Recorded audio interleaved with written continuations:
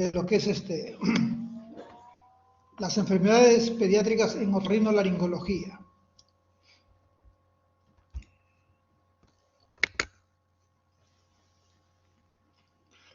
En todo lo que es la patología de otorrino en pediatría, las enfermedades van a ser casi las mismas.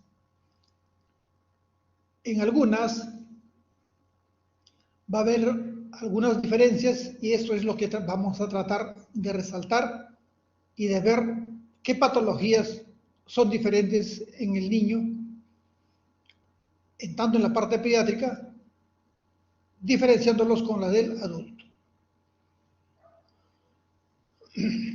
Lo que sí hay que tener paciencia y cuidado cuando examinemos, cuando interroguemos a un niño. Porque los niños, si es que no le damos una suficiente confianza, no se van a dejar examinar. Entonces, vamos a ver qué patologías podemos encontrar.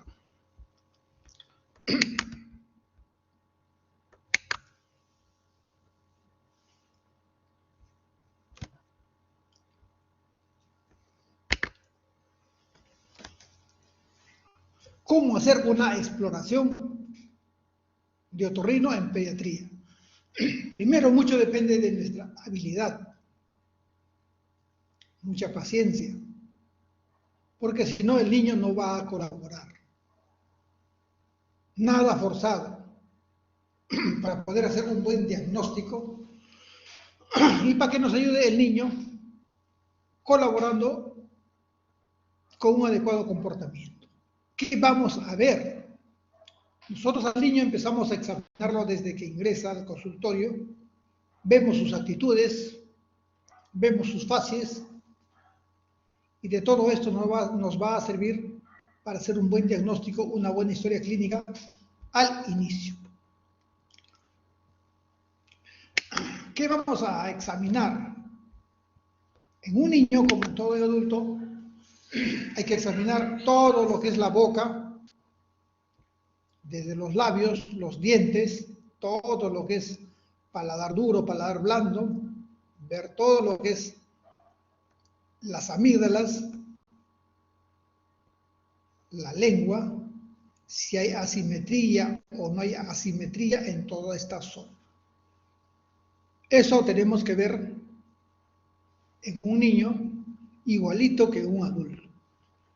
Por eso es que cuando le bajamos la lengüita, los niños muchas veces son reacios a que le bajen la lengua. Por eso es que tenemos que darle la suficiente confianza. Le vamos a hacer una rinoscopía anterior. En una rinoscopía anterior, con el espéculo nasal, vamos a abrir las fosas nasales y tratar de ver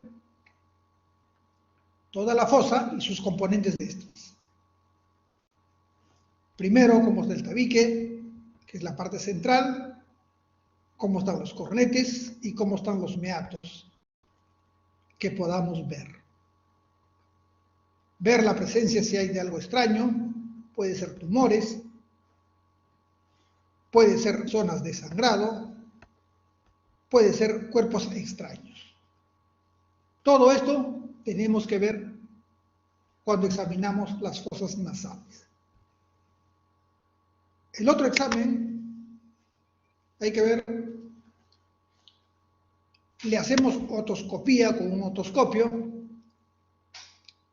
exploramos el oído de la misma manera que en el adulto, levantamos el pabellón de la orejita hacia arriba y hacia atrás para poder examinar. Y para terminar de examinar los oíditos, nosotros nos podemos valer de lo que denominamos la acumetría en niños mayorcitos que puedan responder. Y el examen que más nos sirve en niños es la timpanometría. Este es un examen que nos ayuda bastante en niños. No duele, es bastante sencillo y realmente nos da bastante información de qué es lo que ocurre en el oído medio. Nos da mucha información con las diferentes curvas que presenta. O sea, la timpanometría en niños va bastante bien. ¿Qué patologías podemos encontrar en niños? ¿Qué patología? A la cabeza, la rinitis, igual que en el adulto. Pero cuando son pequeñitos, cuando son lactantes, las alteraciones que van a tener, el cambio que van a tener, es que estos niños, pues, en proporción, su lengua es más grande, su laringe está más alta, y por su falta de maduración, las fosas nasales son estrechas. Y estos niñitos, cuando presenten su rinitis, van a presentar los ruidos anormales, básicamente en la inspiración, denominados cornajes. Vamos a encontrar abundante rinorrea mucosa, y al examinarlo, vamos a encontrar edema de la mucosa nasal. Eso es lo que vamos a encontrar. ¿Qué hacer cuando un niñito tiene esta rinitis? La rinitis básicamente, pues, es una inflamación. Normalmente no es proceso infeccioso, pero sí es aparatoso porque el niñito está con toda la nariz tupida. Entonces nosotros lo que tenemos que mantener es una limpieza adecuada de toda la parte nasal y de cabo, y para esto nos valemos de un drenaje postural, un goteo de gotitas de suero, descongestionantes en algunos casos. ¿Todo esto para qué? Para mantener las fosas nasales permeables. Si mantenemos las fosas nasales permeables, entonces el niño va a estar muy tranquilo. Básico aquí es el cloruro de sodio. Básico el cloruro de sodio, que viene en diferentes presentaciones. Viene como Rino Bebé, viene como Rino Kit, y todo esto no es más que agüita con sal, cloruro de sodio. No aspirar, de preferencia, las fosas nasales del niño. Básicamente lo tópico con cloruro de sodio va bastante bien. Va bastante bien. Y para recordar nosotros qué patologías más pueden haber a este nivel, vamos a ver pues que en los niños cómo es el desarrollo de los senos paranasales. Tenemos nosotros 4 pares de senos paranasales que están simétricamente divididos. Lo que básicamente me interesa aquí que vean ustedes es el seno maxilar, cuando recién se empieza a hacer visible y hasta cuando crece. El etmoidal, lo mismo, cuando recién se empiece a hacer visible y crece hasta los 12 años. Todo eso es recuerdo de anatomía, igualito el esfenoidal. Recién empieza a neumatizarse a los 3 años y el seno frontal a los 5 o 6 años recién se hace visible. Recién se hace visible. Todo esto me lleva a pensar que un niño, pedirle una radiografía estaría de más. Recién está en crecimiento, recién se están neumatizando los senos paranasales. Evitar entonces pedir algo, un examen auxiliar que no nos va a ayudar. Lo único que hacemos es irradiar al paciente. Si fuese necesario, ya en niños mayorcitos, podemos nosotros pedir una tomografía que nos va a ayudar bastante. Una tomografía sí nos puede decir muchas cosas de los senos paranasales. En una tomografía yo voy a ver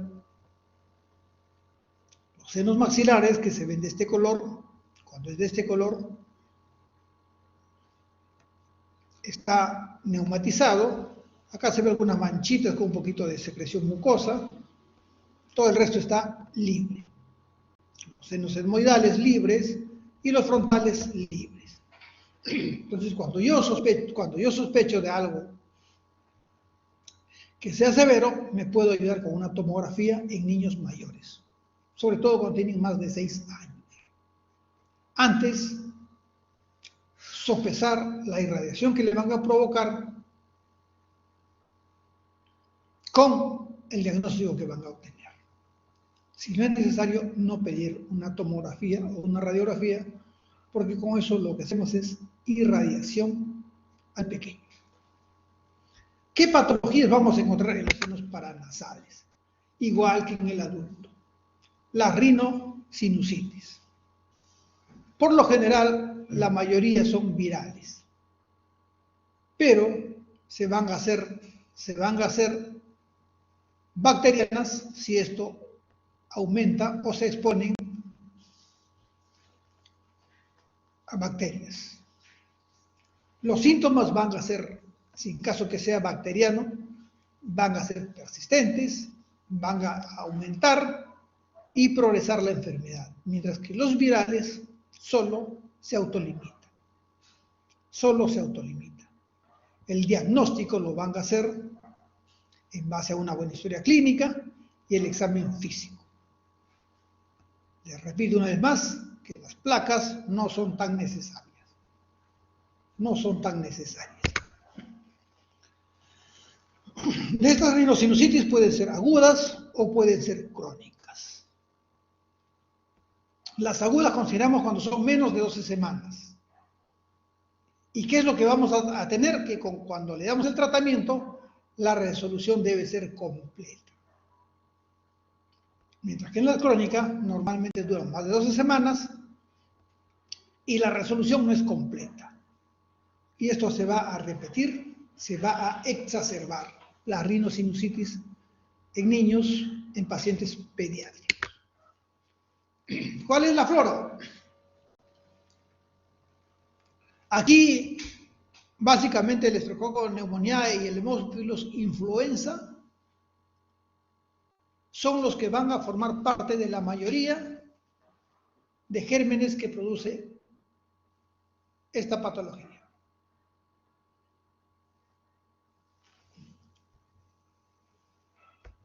Y en este caso, si yo necesito una tomografía, entonces así vería yo una rinosinusitis.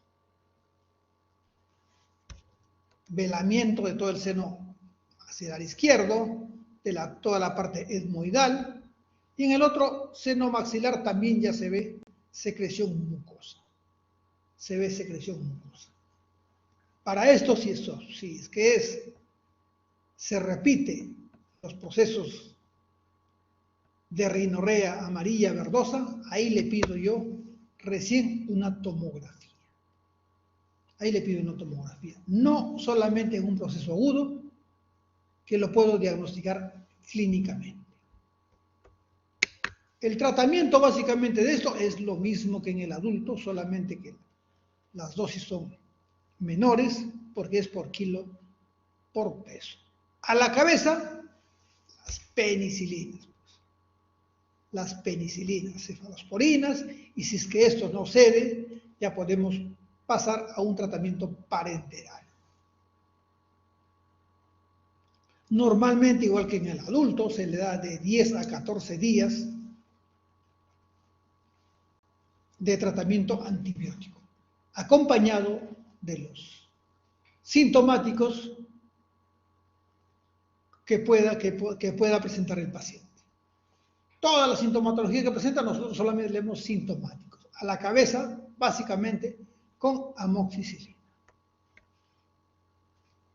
Muchos de estos niños no necesitan antihistamínicos o descongestionantes. Sobre todo los antihistamínicos, cuando hay un proceso infeccioso de sinusitis, los antihistamínicos hay que tratar de evitarlos, los primeros días sobre todo. Porque si el paciente tiene secreción mucosa en los senos paranasales, con los antihistamínicos, van a hacer que estos se espesen más, se queden en los senos paranasales y me retrasa el tratamiento. Por eso hay que evitar los antihistamínicos, sobre todo al inicio del tratamiento. ¿Qué otras patologías se pueden presentar? Para recordar, nosotros ya sabemos, todos saben ustedes que existe el anillo de Waldeyer, lo han estudiado muy bien, y dentro de este anillo de Waldeyer, este de acá es un tejido, es una amígdala denominada adenoides que vive en esta zona, detrás de la nariz y en la nasofaringe, en la región denominada cabum. Ahí viven los adenoides. Ahí crece lo que son los adenoides. Y como es una amígdala, puede ser de diferente tamaño. En algunos son muy pequeñas, grandes o hipertróficas en algunos pacientes. Varía por la raza, varía por la exposición, varía por algunas malformaciones que pueden haber. Entonces, los adenoides, como ustedes recordarán, es un tejido linfoide que tiene sus funciones que nos ayudan, pero estos adenoides crecen hasta los 10 años y después de eso ya empieza a decrecer. Generalmente después de los 12 años ya desaparece. Quedan solamente restos. Ya cumplió su función. O sea que normalmente estos están funcionando mucho, están trabajando mucho durante nuestra etapa pediátrica. Ahí funcionan estos. Pero, igualito que las amígdalas, pueden infectarse, pueden ser muy grandes y nos puede traer alteración. Nos da beneficios, pero también las alteraciones de estos nos va a alterar nuestro organismo.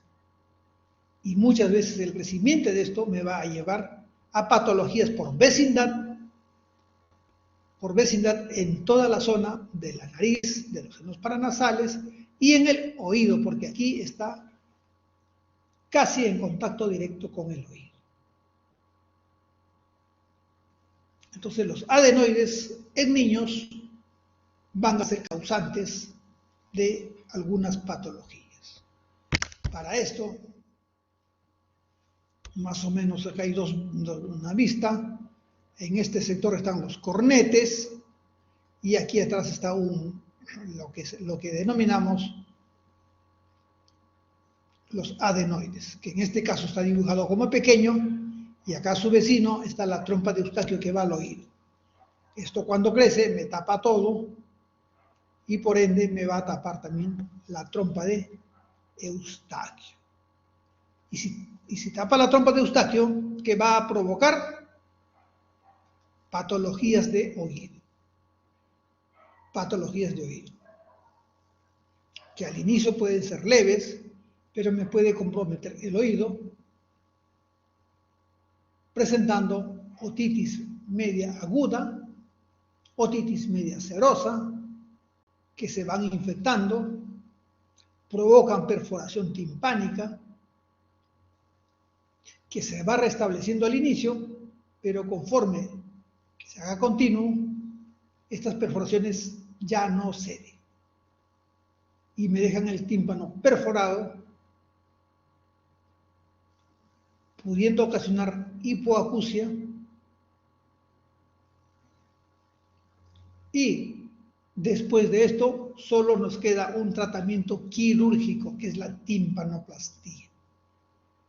Por eso que cuando un niño les venga supurando del oído, lo más probable es que este adenoides esté muy grande, esté obstruyendo el cavum y me esté tapando la trompa de Eustaquio y no deja drenar. Por lo tanto, cuando les vengan un paciente con otorrea, si es un niño, tienen que pensar que la causa más frecuente de esto es la hipertrofia de los adenoides. ¿Cómo lo van a ver ustedes? Bueno, se puede ver en una radiografía denominada radiografía de cavum. Ahí se pide para ver si estos están grandes o no. O si no, se le hace un examen de nasofibroscopía. Por la naricita hay fibroscopios pediátricos que cuando uno le hace este examen se va a ver de esta forma. He ingresado a la nariz y acá se ve una imagen toda mamelonada, es como un tumorcito y todo esto está en la nasofaringe, me está tapando casi toda la nariz. Casi toda la nariz me tapa. De esta forma se ve los adenoides cuando he ingresado por la nariz. Aquí está el cornete inferior y acá está el cornete medio. Estoy detrás, estoy en el cabo. Entonces, estos adenoides, cuando están muy grandes, cuando se infectan a cada rato, entonces me van a provocar patologías por vecindad en todo paciente pediátrico. Una imagen más para que vean los adenoides, contacto directo con la trompa de Eustaquio, y me va a provocar problemas de oído, problemas nasosinusales y problemas de orofaringe. ¿Qué cosas puede encontrarse en estos adenoides? Igualito que las amígdalas, la amigdalitis, acá va a ser la adenoiditis, en donde encontramos toda una serie de signos y síntomas. Va a venir con fiebre, dolor, rinorrea purulenta cuando se infecta, puede venir con dolor de oído porque va a afectar el oído, la voz se hace nasal porque está tapadito, la nasofaringe, va a haber una obstrucción nasal y, como toda infección, me va a provocar ganglios básicamente posteriores y laterales. Entonces, para esto yo debo pedir una radiografía de cavum. Si es que esto de aquí está los adenoides están muy grandes, sospecho yo que hay patologías, entonces tengo que indicar tratamiento. Y el único tratamiento para esto cuando ya es crónico o es mucha hipertrofia, entonces el tratamiento es quirúrgico. Una adenoidectomía.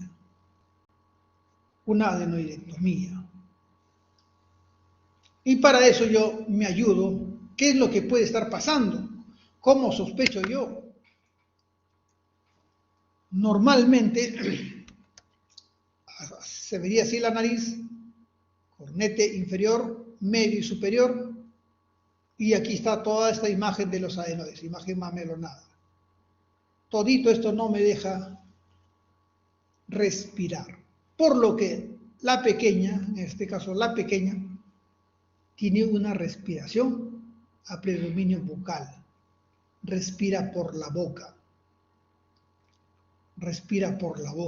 porque su naricida está obstruida, el cavum está obstruido. Y en una placa de radiografía de cavum, más o menos se vería toda esta zona de aquí, la que vemos, toda esta imagen. Normalmente vendría acá como un tubito, pero acá está tapado por esta imagen. Todo esto viene a ser los adenoides. En este caso, el tratamiento ya es quirúrgico. Requiere una adenoidectomía. Según nuestro examen, según nuestra placa, nosotros vamos a clasificar esta hipertrofia. Cuando no hay tejido adenoideo, le decimos grado 0. Cuando me está obstruyendo el 33% más o menos, grado 1. Cuando me obstruye 66%, grado 2, y el grado 3 es cuando hay una obstrucción completa del cabo. Estos dos últimos, tratamiento quirúrgico, no hay otra cosa. Y estos dos, tratamiento médico.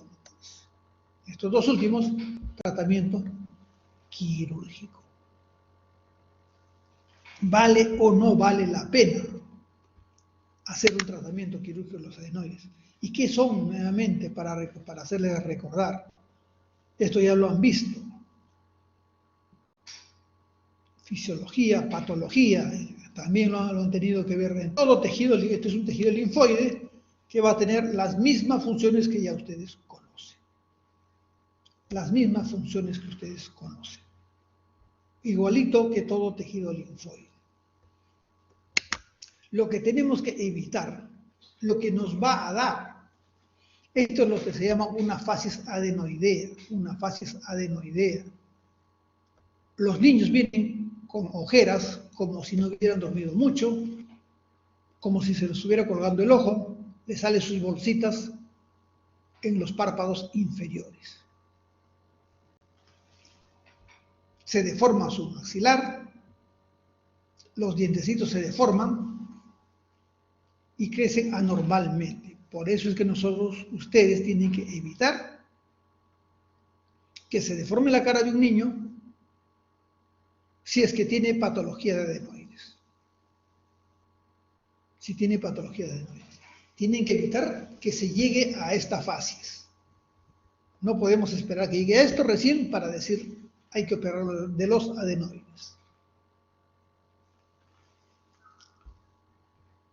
Y esto es lo que puede provocar en los dientecitos, totalmente malformación de los dientecitos como serruchitos. Toda esta malformación es consecuencia de la mala respiración. Y el tratamiento de esto es una adenoidectomía. Es bastante sencilla. Es bastante sencilla. Solamente consiste en el paciente que está totalmente dormidito, ingresar. Tenemos acá lo que le denominamos un adenótomo y que tiene como una base con una parte como una cuchillita y con esto se hace un raspadito de grasa y sale todos los tejidos, todo el tejido adenoideo. Es bastante sencillo, bastante simple. Como son niños, lo malo es que hay que hacerlo con anestesia general.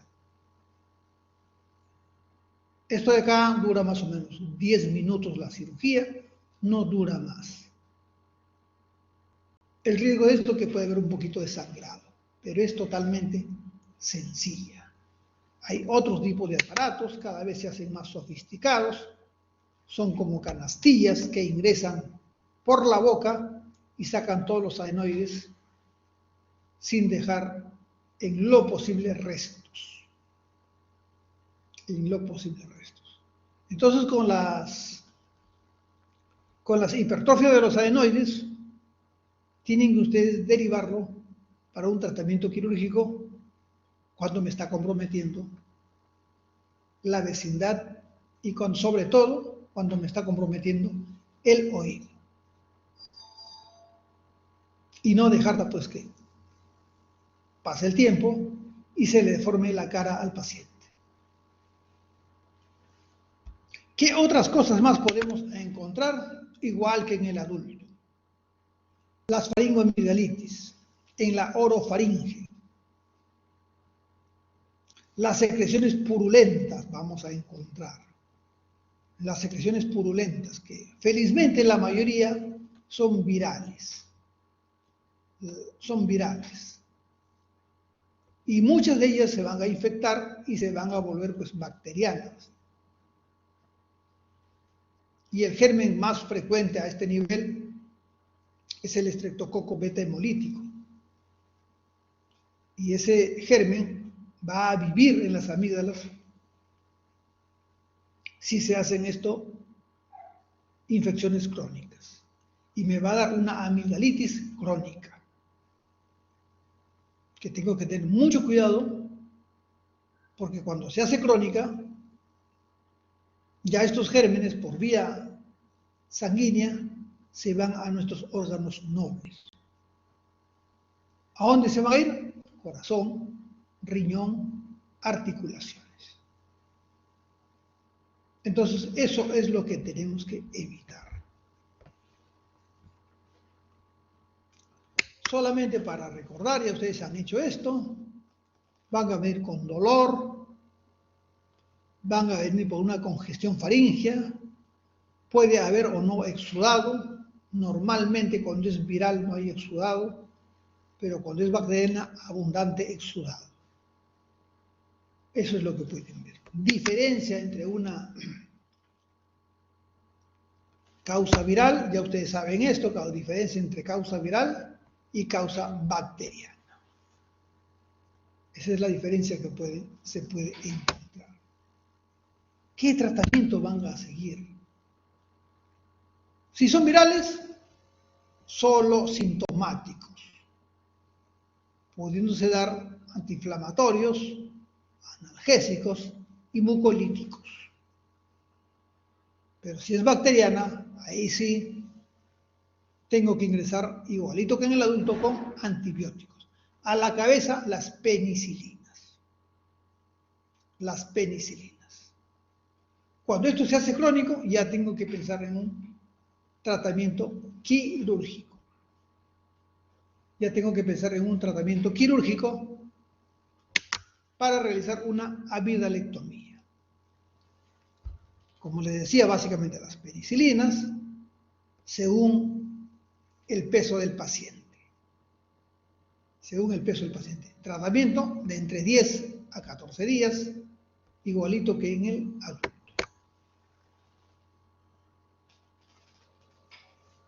Los niños que presentan alergia a la penicilina, ya saben, pueden utilizarse otro tipo de gérmenes, a la cabeza la eritromicina, pueden usar también acitromicina o claritromicina. En algunos casos, según sospechemos de resistencia, cambiar de antibiótico terapia. En algunos casos más severos podemos agregar un poquito de clindamicina si sospechamos que se va formando algún tipo de absceso. Entonces, estas infecciones que son agudas debemos corregirla, porque si se hacen crónica ya tenemos una amialitis crónica y tienen que entrar a un tratamiento quirúrgico. ¿Y cuándo va a entrar un tratamiento quirúrgico? Ya lo han hecho ustedes. Cuando por lo menos presenta amigdalitis comprobada por lo menos 3 veces a más.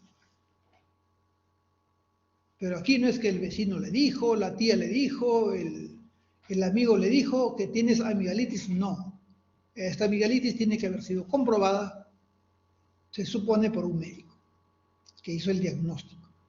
Y si se me presenta 3 veces, por lo menos en el lapso de un año, entonces estas amígdalas tienen que ser retiradas.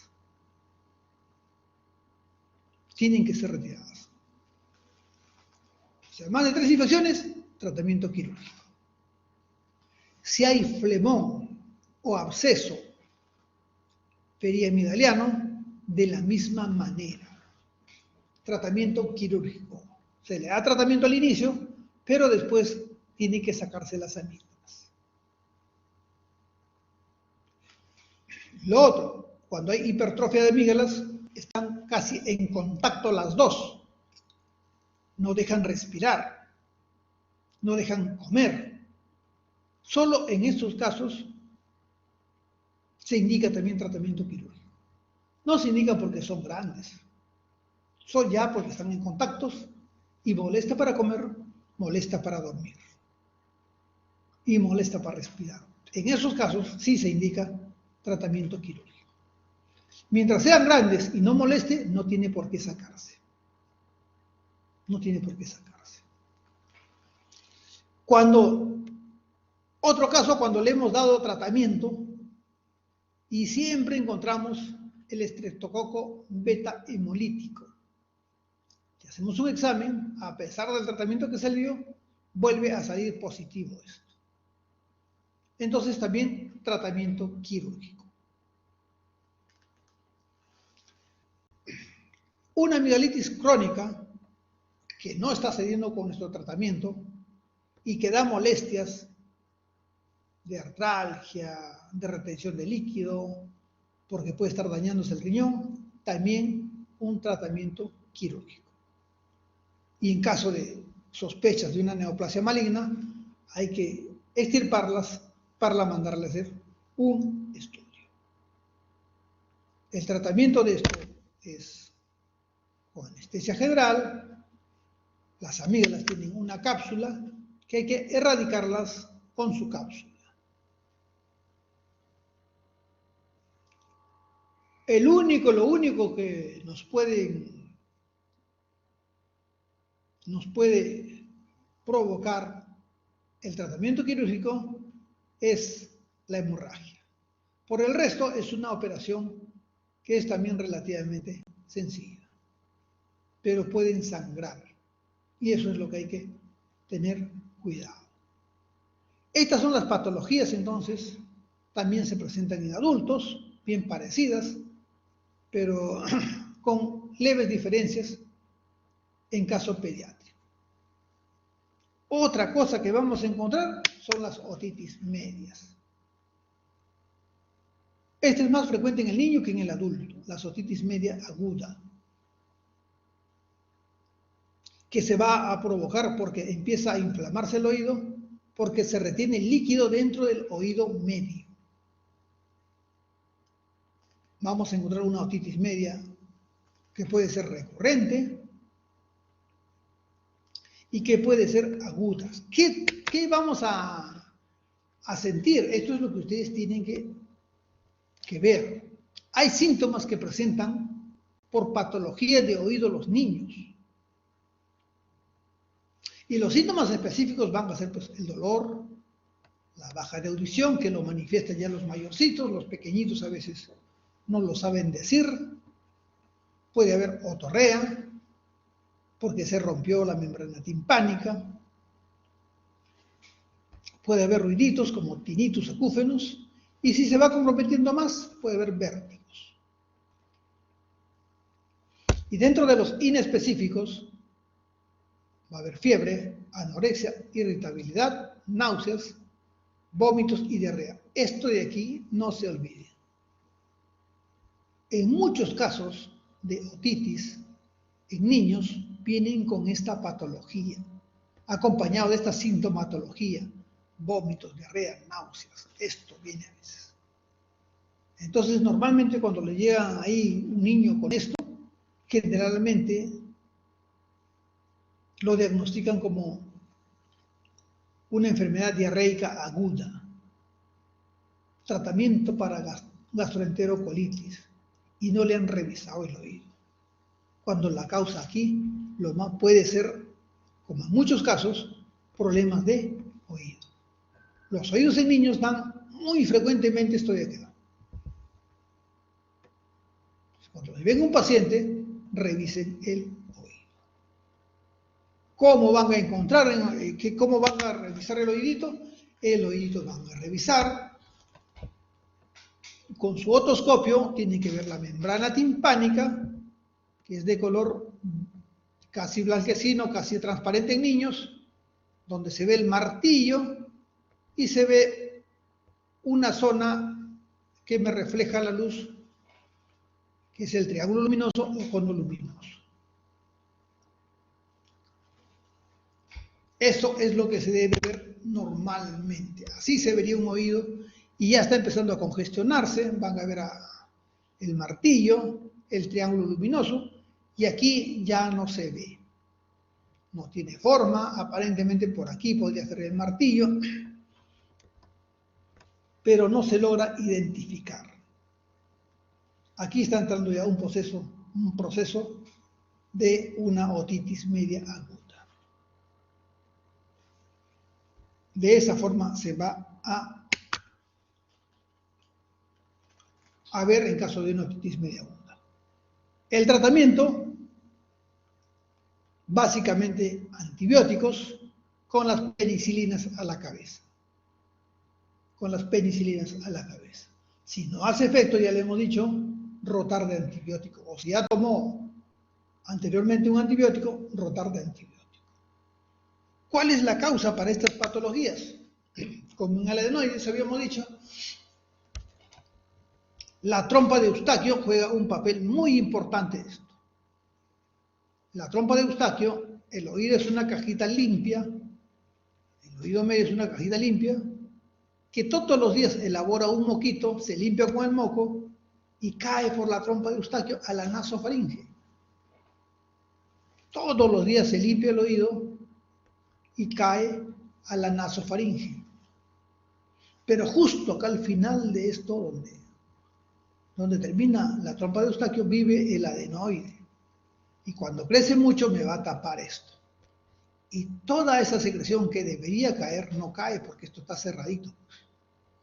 Como está cerrado, se va acumulando aquí, se estanca. ¿Cómo se estanca? Se infecta.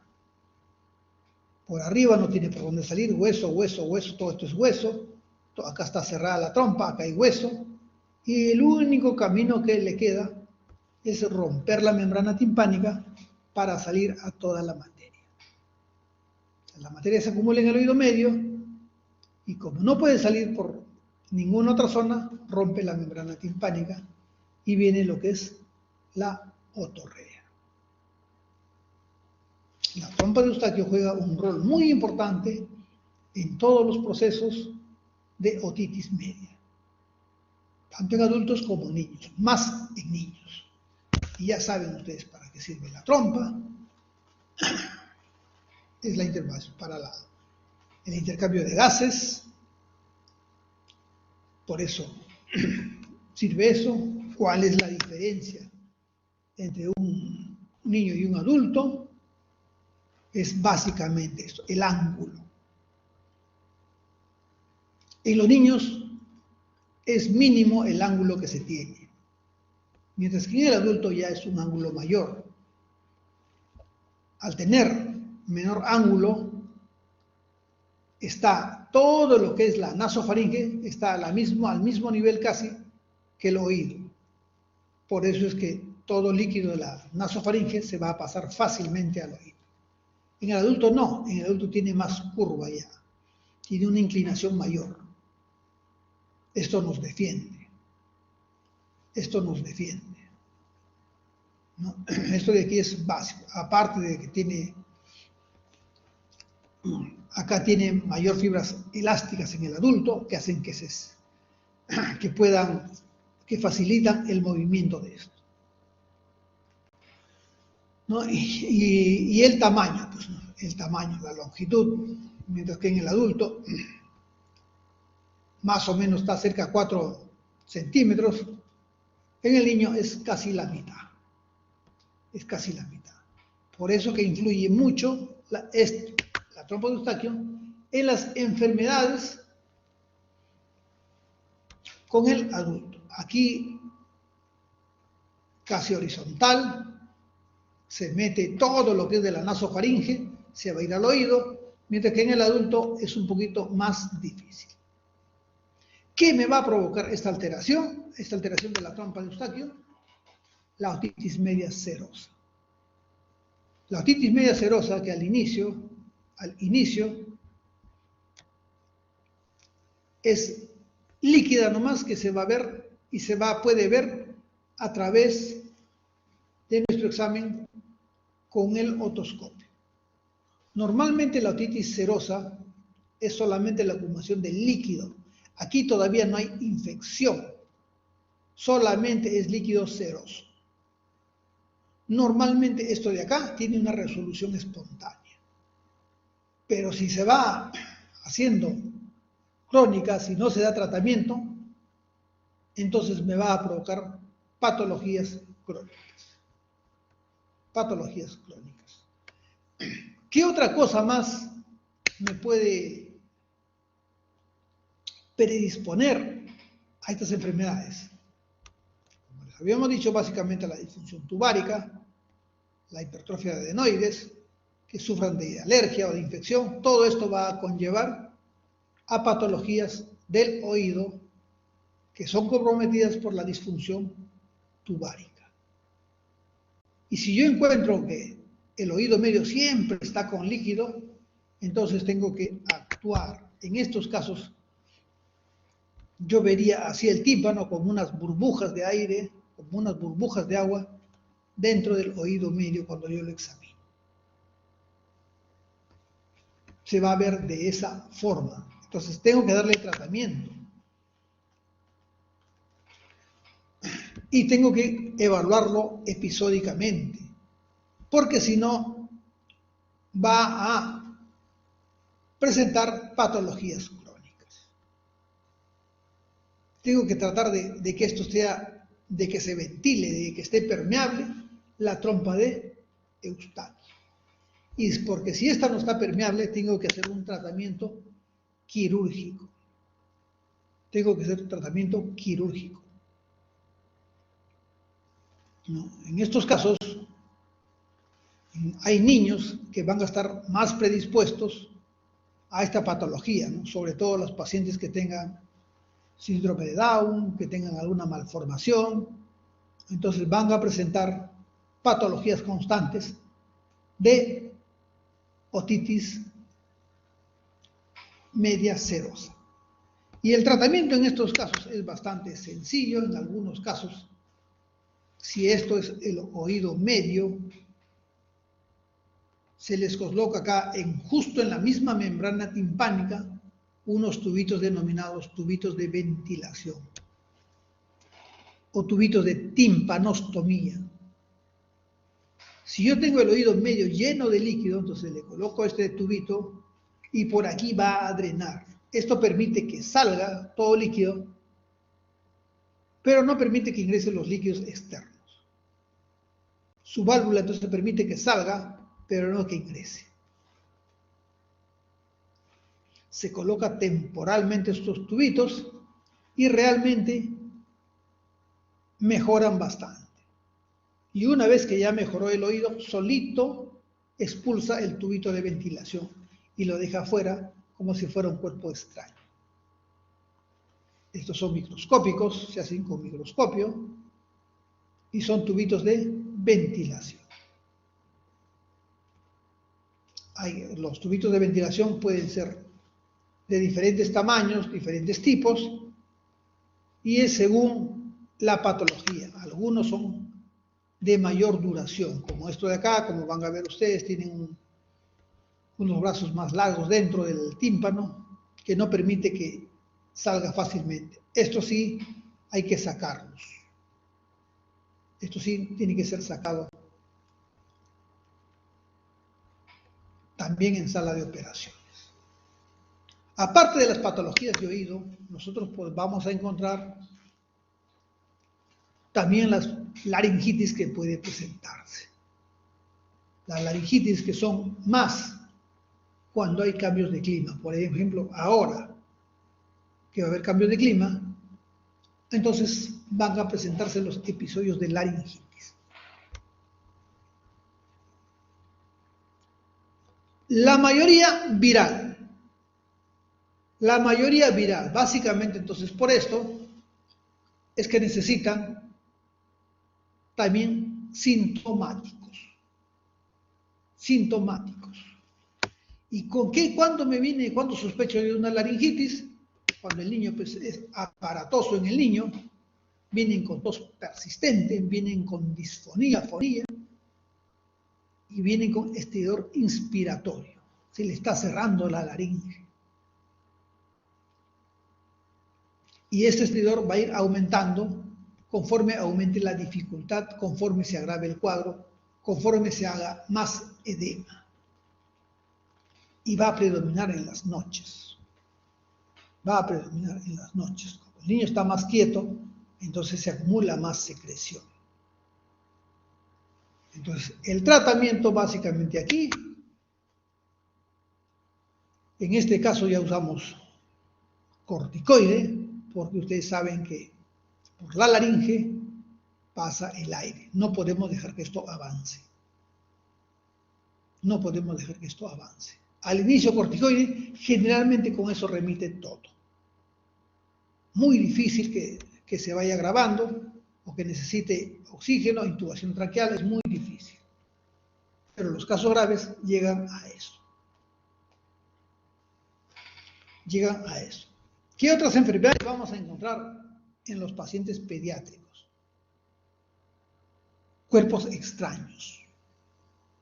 Los cuerpos extraños, que igual que en el adulto pueden ser de tipo inanimados o animados. Los inanimados, básicamente todo lo que son productos escolares, todo lo que está a la mano, puede ingresarse al oído. Y los animados, básicamente son los insectos. A la cabeza de estos son las polillas y las cucarachas esas pequeñas. Y cuando se mete una cucaracha al oído realmente es bien molestoso. Una cucaracha en el oído da unos ruidos intensos que al paciente realmente lo aturden mucho y sienten demasiado dolor, demasiada presión, y generalmente el paciente viene muy desesperado. Todo este tipo de objetos podemos encontrar en caso de oído. ¿Qué cosa hacer?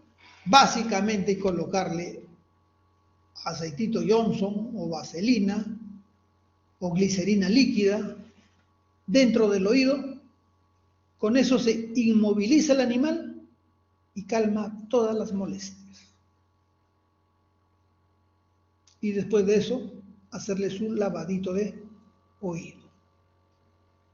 Después de eso, hacerle su lavadito de oído.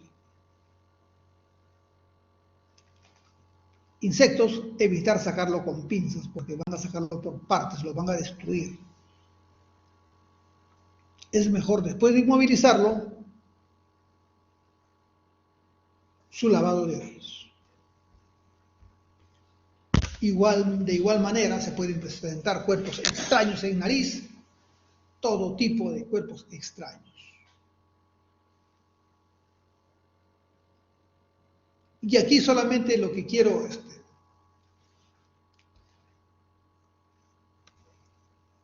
cuando un paciente les venga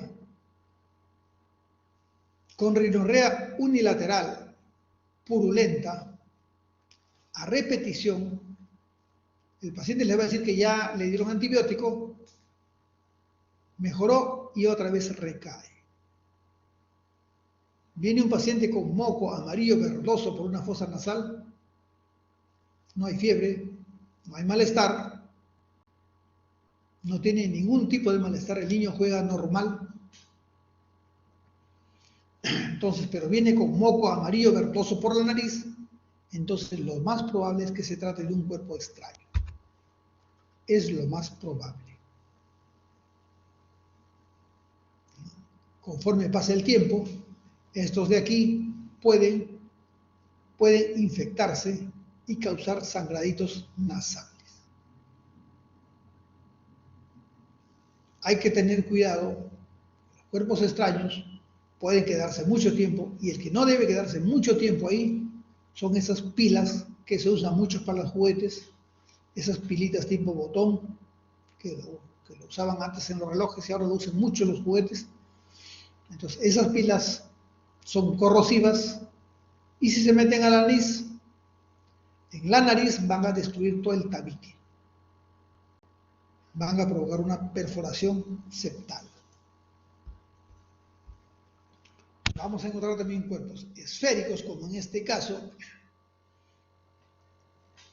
Tener mucho cuidado con estos cuerpos esféricos. Todos los otros cuerpos extraños, ya sean cartón, papel, todo lo que sea el dunlopillo, todo lo que sea las telas y todo lo que sea las esponjas, pueden sacarse con la pinza, aplicándole previamente un poquito de silocaína con epinefrina para poder ver mejor se amplía y se ve mejor. Pero cuando tengan estos objetos esféricos, no se les vaya a ocurrir usar epinefrina, porque este objeto esférico se va a ir hacia atrás y se va a ir al cabo. Y si se va al cabo, tiene dos vías, la vía digestiva o respiratoria. Si se va a la digestiva no hay problemas, lo va a eliminar.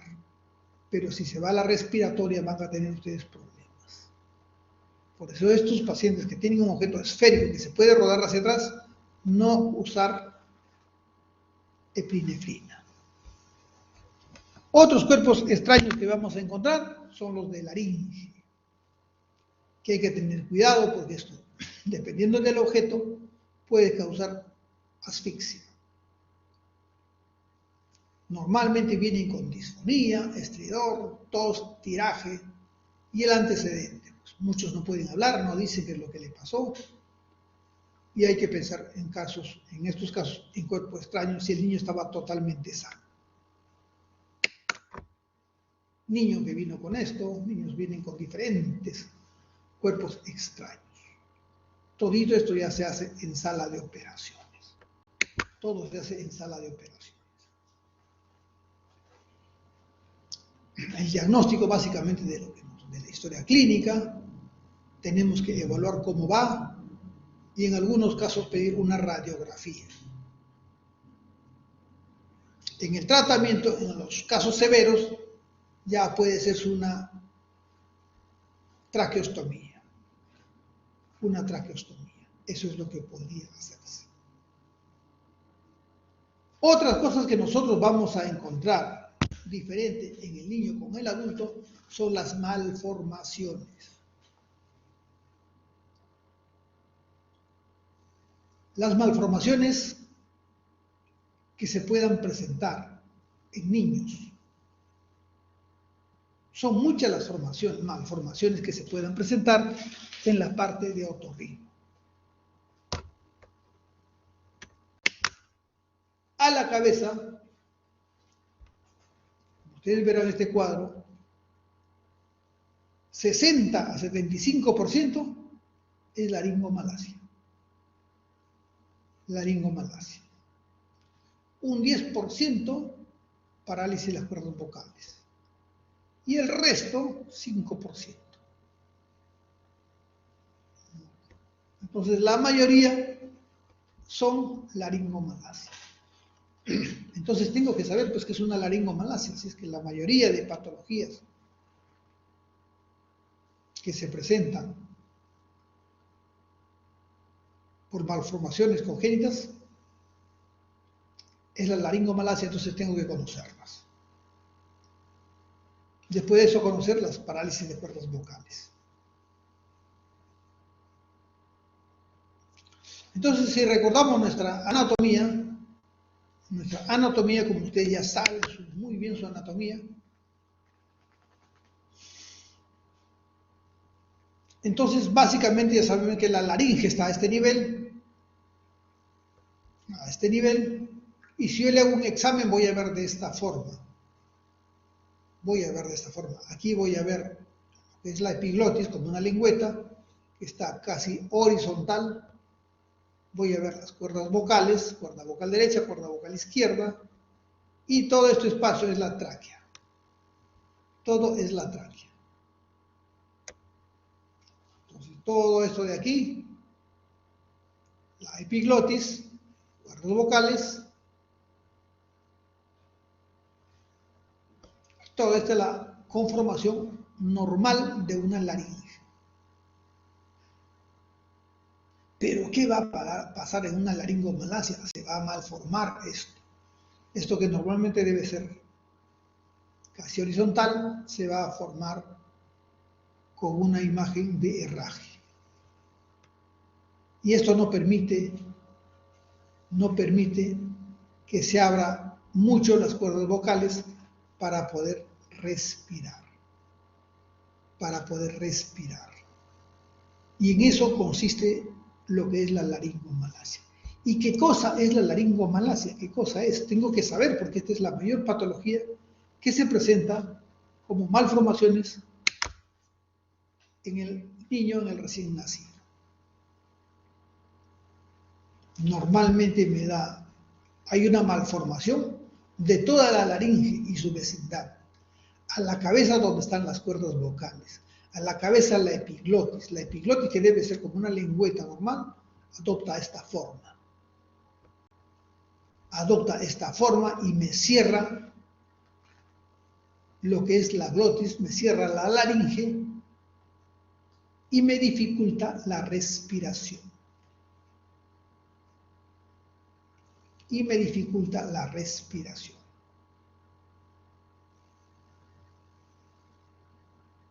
Entonces, esto es lo que ocurre? No hay maduración de los cartílagos. Y va a depender del grado que tengamos para que presente mayor o menor cantidad de síntomas. Si esto es normal, si es una laringe normal, van a ver ustedes que en caso de epiglotis lo cierra, me deja una pequeña luz, y en algunos casos una luz muy estrecha. Entonces, eso es lo que uno tiene que ver en casos de este tipo de malformación. ¿Y qué es lo que ocurre en esto? ¿Por qué me da estas manifestaciones? Básicamente, inmadurez, tanto del cartílago como de los músculos.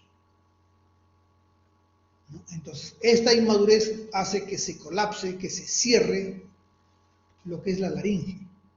Y por eso es que no me permite respirar bien. El niño está con dificultad para respirar.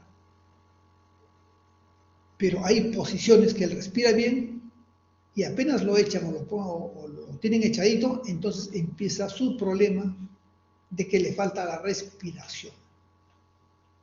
Lo paran o lo sientan, mejora. Lo echan, empeora. Entonces, esto es porque no hay buena maduración del cartílago laríngeo.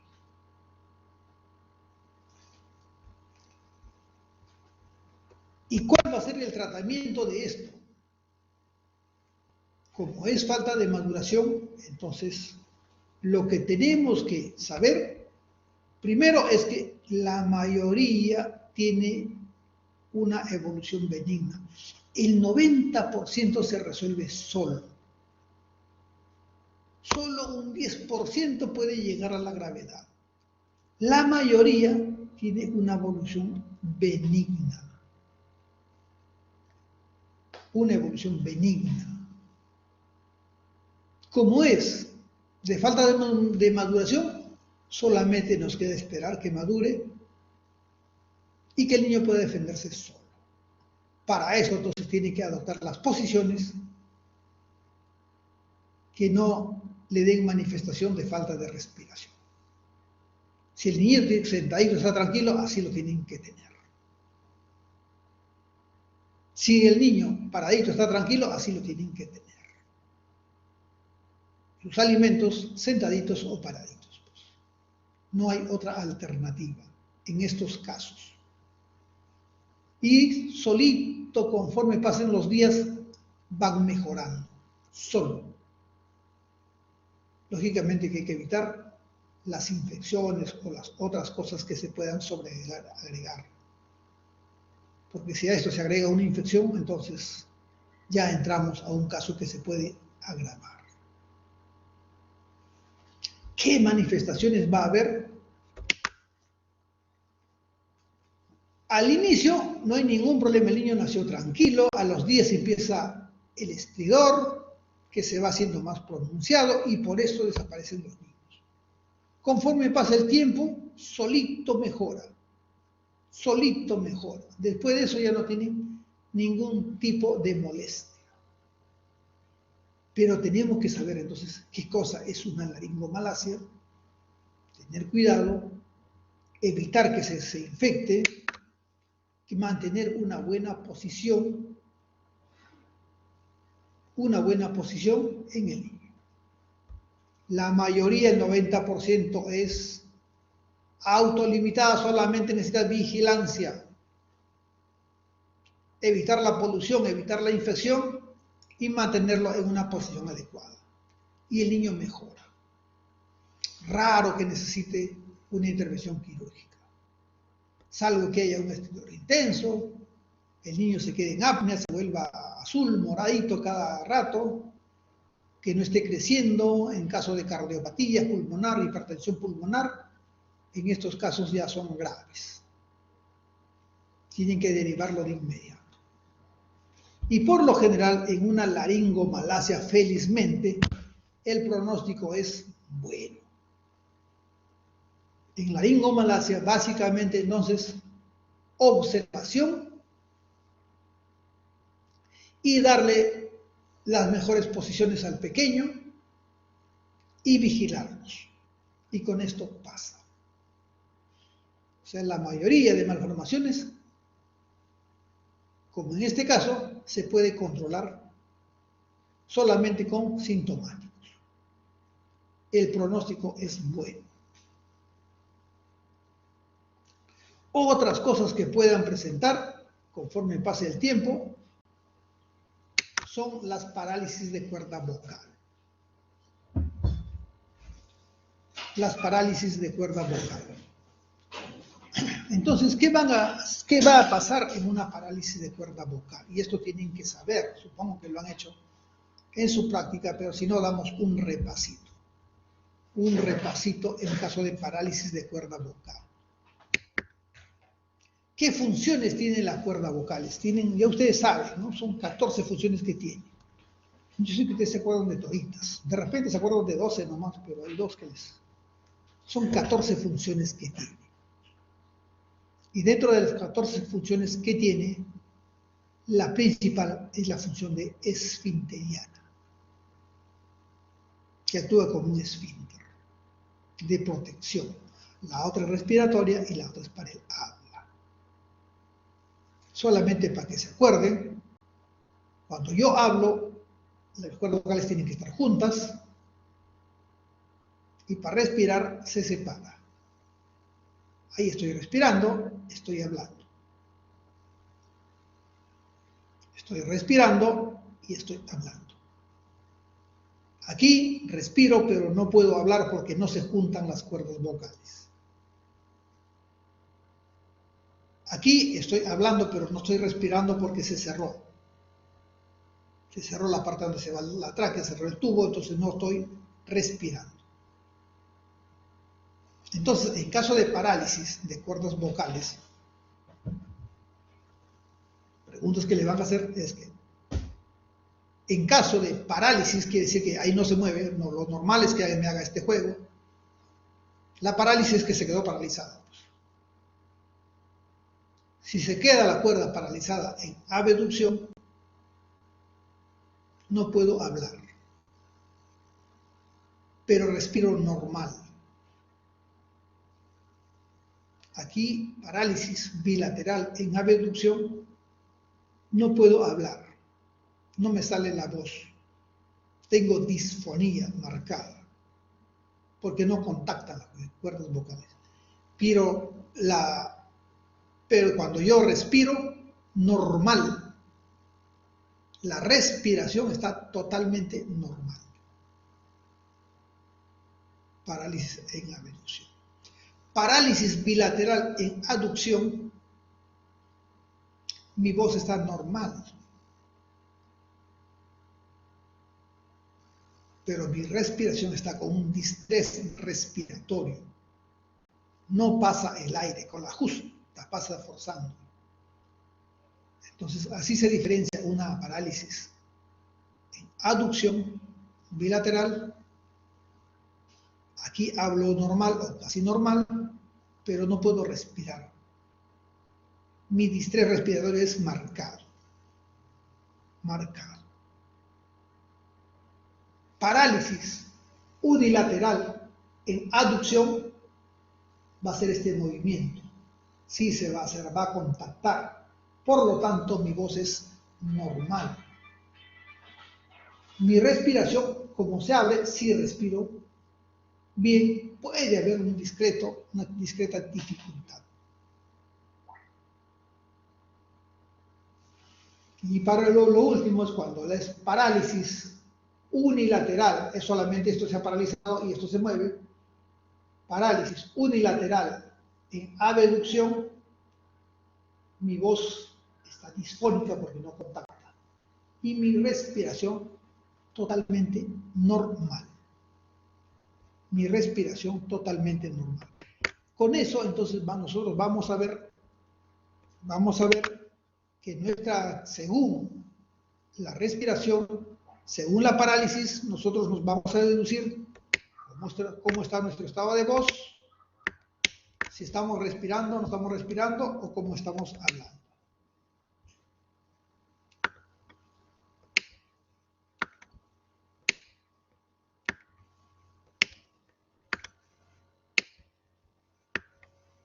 Entonces, con la siguiente diapositiva,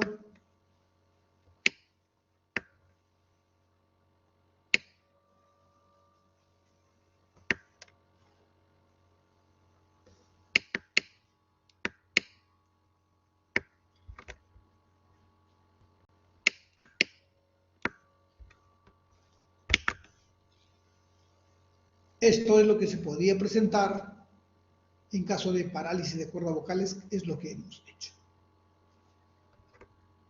Y para terminar, hay algo que tienen que saber,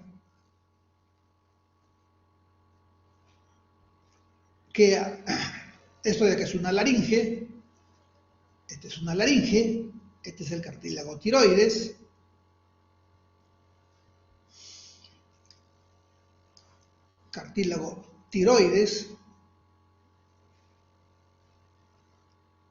el más prominente, este es el cricoides, y debajo vienen ya los anillos traqueales. Primer anillo traqueal, segundo anillo traqueal, y ahí está la glándula tiroides. Aquí está la glándula tiroides. En algunos casos, si se obstruye la laringe por algún caso, atragantamiento, cuerpo extraño, algún problema patológico que haya a ese nivel, lo único que nos queda es darle respiración por esta zona. Y para eso se hace la traqueostomía. Entonces la traqueostomía se hace cuando hay algún problema de dificultad respiratoria a nivel de la laringe o por encima de ella. Yo llevo a mi paciente a sala, lo preparo, le pido todos sus análisis. En sala le hago la asepsia, corto la piel a más o menos a este nivel, voy divulsionando por planos, todos los tendones, todos los tejidos voy sacando, llego a la tiroides, corto la tiroides o levanto la tiroides y entre el segundo y tercer anillo traqueal,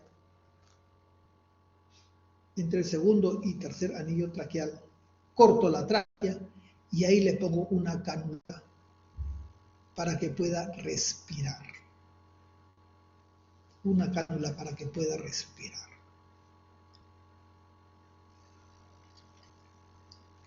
Y con eso, entonces, hacemos una traqueostomía entre el segundo y tercer anillo traqueal. Más o menos nos demoramos 1 hora. Pero si ustedes están en un restaurante, están frente a su vecino, están en una parrillada, están ustedes por Asia disfrutando la vida, y si alguien se atraganta, ¿qué van a hacer? Maniobra de Heimlich, se atoró con un pedazo de carne, maniobra de Heimlich. Una vez, no cede, 2 veces no cede, 3 veces no cede, ¿qué hace? No se dio con la maniobra de Heimlich, ¿qué van a hacer? Tienen que darle respiración, tienen 5 minutos, si no se les muere el paciente. Y si se les muere el paciente, ustedes se van presos porque van a ser parte del homicidio culposo, porque ustedes son médicos y tienen que saber. Entonces, ¿qué van a hacer? No resulta la mayor ejemplo, ya pasó 40 segundos, tienen 4 minutos que les queda, porque si no van a tener un paciente vegetal. ¿Qué hacer en esos casos? Todos ustedes tienen que mover la manito, y la manito, los deditos, no sirven solamente para cosas malas, también para cosas buenas. Y tienen que examinar el cuello. Todos examínense el cuello. Y van a ver que cuando se examinan el cuello van a encontrar este cartílago prominente, que es el cartílago tiroides. Y más abajito van a encontrar un hundimiento, una depresión, y debajito de eso van a encontrar el cricoides. Clarito se nota. Clarito se nota. Tóquense el cuello, tiroides, un hundimiento y abajo cricoides. Entonces, este examen ustedes tienen que hacerle a toda su familia, a todos los que encuentren, a todos los pacientes, y tener la manito bien hábil, esos deditos bien hábiles para encontrar esta zona. El cartílago tiroides y el cricoides. Y en medio hay una membranita. Y esta zona es la zona más accesible que tenemos para la tráquea. Acá se corta la piel, si les pasa eso, se corta la piel y llega automáticamente a esta zona. Piel, tejido celuloso y encuentran esta membrana. No hay otro sitio. Acá, imposible. Imposible. Ya les he dicho ya que por lo menos son 1 hora. Acá, imposible. No van a dar. Esta membranita es la más accesible. Cortan piel y celular subcutáneo con lo que encuentren y aquí le hacen un huequito. Algo circular. Algo circular. Ahí le pueden poner el cascarón de lapicero o algo que sea circular, cilíndrico. Y con eso respira y vive el paciente. Le dará su neumonía probablemente, pero vive el paciente. No se queda vegetal. Y esto lo pueden hacer ustedes en 1 minuto y medio. Hasta en 1 minuto. No se van a demorar más. Si es que conocen bien su tiroides y su cricoides. Y en el centro está la membrana, como su nombre lo indica, la membrana cricotiroidea. En este nivel se hace lo que se denomina traqueostomía de emergencia o coniotomía. Entonces, ¿qué es la coniotomía? La traqueostomía de emergencia. Este nivel se hace a nivel de la membrana cricotiroidea. ¿Y dónde está? Entre el cricoides y tiroides. Bien, muchachos, ¿hay alguna pregunta? Hoy día han tenido 3 teorías. Todavía deben estar frescos porque creo que ahorita hay un médico más que le va a dar una teoría a partir de las 11. Si no, ya a comer su cenita si no han cenado. ¿Alguna pregunta? Si no hay preguntas, cualquier cosita con todo gusto, solamente para decirles que estudien, porque aquí no les queda otra cosa más que estudiar. Están en pandemia, tienen más tiempo para estudiar. Ya saben que los que aprueben van a estar como los que están dentro de este gráfico, y los que no, los espero el próximo año para que repitan y vengan nuevamente al hospital. Almenara, que iba a ser presencial. Ustedes deciden si estudian o si les gusta. Bueno, pues el próximo año nos vemos. Bien, muchachos, si no hay más preguntas, esto sería toda la parte de pediatría en otorrino.